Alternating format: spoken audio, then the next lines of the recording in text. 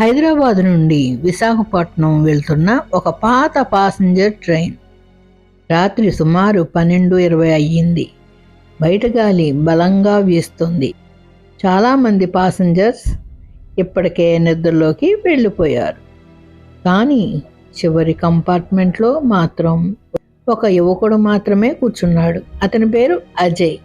అజయ్కి నిద్ర రావటం లేదు. అతను విండో దగ్గర కూర్చుని బయట చూస్తూ ఉన్నాడు. అప్పుడే ఒక్కసారి ట్రైన్ స్లో అవుతుంది. అజయ్ గమనించాడు, చివరి కంపార్ట్మెంట్లో ఇంకొక వ్యక్తి కూర్చున్నట్టు కనిపించింది. అతను నెమ్మదిగా లేచి చూశాడు. ఒక పాత బట్టలు వేసుకున్న మనిషి మూలలో కూర్చున్నాడు. అజయ్ ఆశ్చర్యపోయాడు, ఎందుకంటే ఆ కంపార్ట్మెంట్లో ఇంతకుముందు ఎవరూ లేరు. ఆ మనిషి తలదించుకుని కూర్చున్నాడు. అతను ఒక్క మాట కూడా మాట్లాడడం లేదు. అజయ్ దగ్గరికి వెళ్ళి అడిగాడు, అన్నా మీరు ఎక్కడ ఎక్కారు?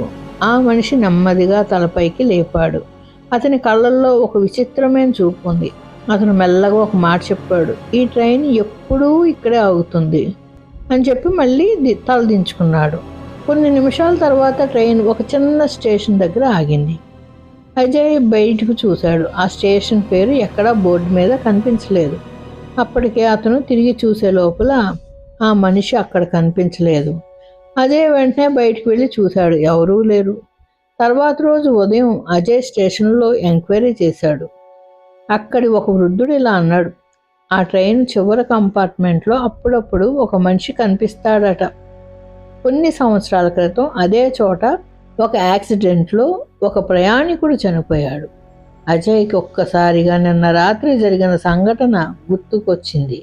అతను చూసిన వ్యక్తి అదే మనిషి కావచ్చు. అప్పటి నుంచి అజయ్ ఒక విషయం గుర్తుపెట్టుకున్నాడు, రాత్రి ప్రయాణం చేస్తే చివరి కంపార్ట్మెంట్లో ఒంటరిగా కూర్చోకూడదు. ఎందుకంటే కొన్ని రహస్యాలు మనకు తెలియకపోవడమే మంచిది. మీకు ఈ కథ నచ్చి ఉంటే లైక్ చేసి షేర్ చేసి డ్రీమీ పాస్ స్టూడియోని సబ్స్క్రైబ్ చేసుకోండి. మరిన్ని మంచి కథలతో మీ ముందుకి